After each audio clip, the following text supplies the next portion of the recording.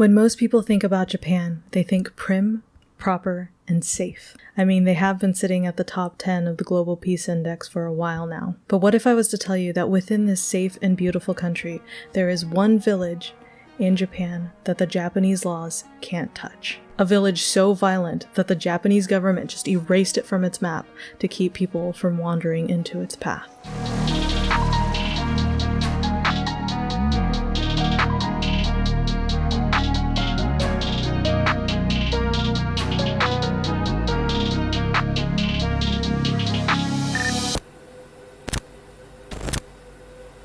Hey everybody, welcome back to my channel. I know it's been a while.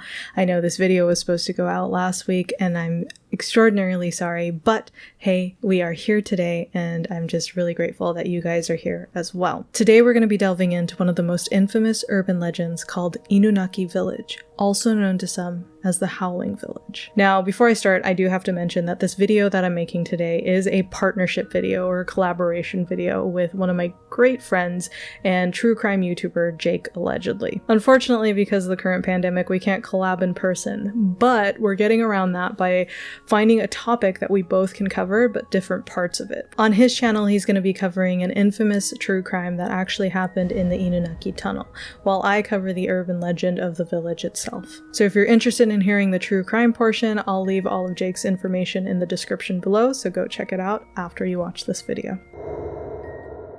Before I dive too deeply into the urban legend, I first wanted to kind of break down the name Inunaki Village, or specifically the Inunaki part. Inunaki, when you translate from Japanese, means dogs cry or dogs howl. Inu meaning dog and naki meaning cry or howl. In this case, it'll be more howl because it's in reference to a dog. So there's two popular legends that describe how the village got its name. The first and most popular one is about a wolf who encountered a waterfall as he was trying to get into the valley, and he ended up howling in sadness because the water was too deep for him to cross. And the second legend really breaks my soul because it is just incredibly sad. It just makes me want to scoop up my dog and hug him forever. A hunter was hunting in the Inunaki forest, and his companion dog started howling.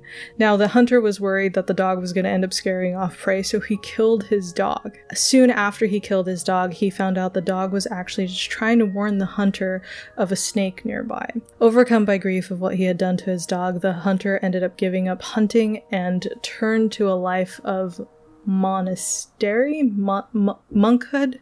He became a monk, essentially, and devoted the rest of his life to serving dogs. That was a little bit of a rough start to this Inunaki village. We're not even like into the urban legend itself. This is just how this place possibly got its name. But regardless of which urban legend you want to believe on how this place got its name, the reason I wanted to share it with you is because even to this day, if you're in and around the area, people frequently hear howling dogs. They don't see them, but they do hear them. One of the only ways that you can enter Inunaki Village is actually through the Inunaki Tunnel. The tunnel itself is blocked off, but that really doesn't stop anybody from trying to get in, because a really nice brick wall that's covering the tunnel entrance isn't enough to deter people from trying to get into a creepy ass tunnel. For some reason. I mean, I'd surely go in there. Not really. I'm actually kind of a wimp. I can't even watch scary stories, which is kind of a mystery as to why I even produce these kind of videos. So with the tunnel being blocked, what is it trying to block you from? What is on the other side of that wall? What is on the other side of this tunnel? And according to legend, on the other side of that tunnel is the most dangerous village in Japan. It's said that if you were to step foot within the perimeter of this village, the Japanese government cannot come help you if something happens to you because they cannot exercise Japanese laws within the perimeter of that village. So basically, if you end up getting chased by a pack of murderous villagers, no one's coming to save your ass. You are fucked. Literally. According to this myth, legend, whatever, the village is supposed to be home to some of the most violent people in Japan. And whatever happens to you if you step into this village is just fair game. I don't know if you guys know the movie Purge, but I guess it's kind of like that, except in village form. Now, according to the history of the urban legend, the village itself was founded by a bunch of violent fugitives running away from the law back in the Edo period. The fugitives ended up creating their own colonies, and because they kept themselves so isolated from the outside world, they were just basically left to their own devices. The theory is that years of isolation and inbreeding basically caused this village full of people to turn into psychotic killers. Since the villagers of Inunaki were so violent, the Japanese government needed to hide the existence of this village. So what did they do? They wiped this village off the map. They totally distanced themselves, like that one uncle in your family that nobody really wants to talk about. Wrote them out of the will. Gone. No future invitations to the family barbecue for the villagers of Inunaki. And so if you looked at the map today, you'll be able to find Mount Inunaki, but you will not be able to see any trace of Inunaki Tunnel or Inunaki Village. Apparently, if you talk to the locals living nearby, chances are you're going to run into somebody who knows somebody who disappeared in and around that area. And many people believe that those that went missing were abducted by the villagers of Inunaki. So there's this theory that Inunaki is a magnet for suffering. And when we bring up the urban legend, it doesn't help its case that there has been many unfortunate deaths to happen in that area. From 1979 to as early as 2000s, there's actually been documented cases of car accidents, murders, suicide, body dumping. I mean, just the lot.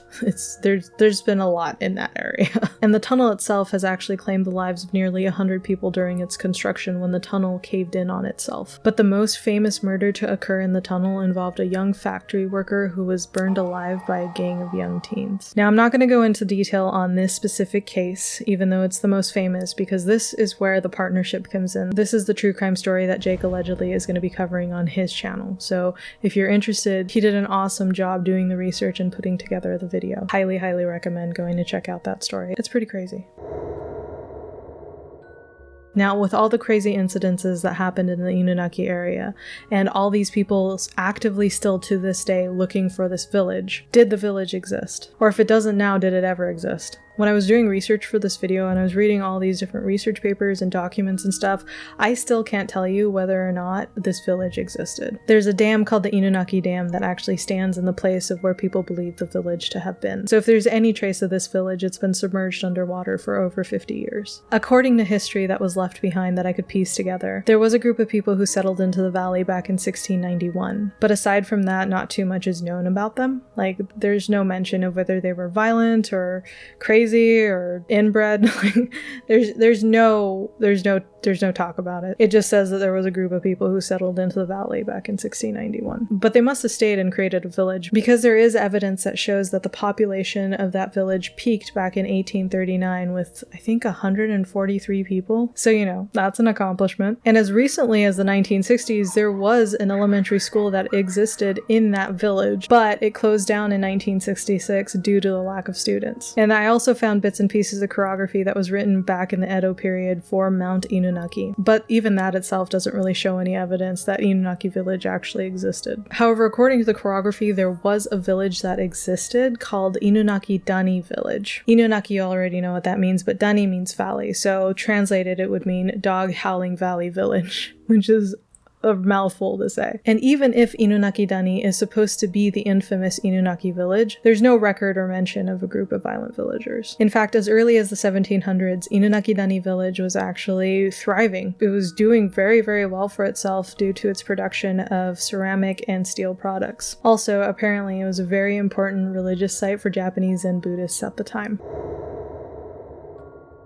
So at the end of the day, I think the urban legend of Inunaki Village is actually that in itself, just an urban legend. But what about all these weird, crazy shit that happens in that area? Personally, I think the idea of Inunaki Village is kind of similar to that of Aokigahara, which is the infamous suicide forest of Japan. See, Japan has a lot of gorgeous mountain ranges that have very dense forests. And unfortunately, the more dense the forest, the easier it is to hide stuff. And that can attract a lot of people with very ill intentions. Combined with the urban legend and the body or two that gets discovered in that area, it can definitely amplify the mystery of the village and feed into the fear that a violent village actually exists. But the urban legend does say that the Japanese government did wipe the village clean off the map. Plus, with the tunnel being inaccessible and the forest being super dense, I mean, who knows, maybe the village does actually exist. Just maybe, just maybe, there could actually have been, or maybe still exists, the violent village of Inunaki that is hidden away because the Japanese government doesn't want you to find it.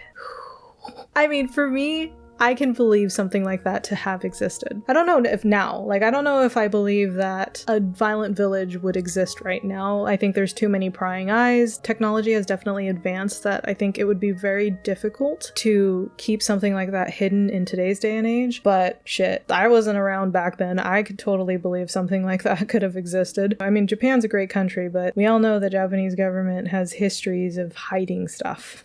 So I mean, that's just my theory, though. I usually tend to look at any government system with a bad light anyways. Never been a huge fan of governments in general. I'm like one conspiracy theory away from wearing a tin hat and sitting in an inner circle chanting to the alien god Zulu. Basically what I'm saying is any government would be capable of hiding something like that. Not saying they are. Don't come at me, Illuminati. I am just saying. I'm a crazy person. I'm just saying if it turns out to be true, this girl wouldn't be surprised. Regardless or not of whether the urban legend of Inunaki Village is true, it still attracts many people each year to try and uncover the truth. As far as I know, there's like one movie and one video game and a shit ton of YouTube videos talking about Inunaki Village. But what about you? I want to know what you think. Do you think Inunaki Village existed or exists today? Do you think it's possible that a country like Japan could have had a village full of murderers that they had to hide away into extinction? Let me know in the comment section below what you believe. And before I end this video, I want to make sure I do one more shout out to my awesome, beautiful, gorgeous, amazing, talented,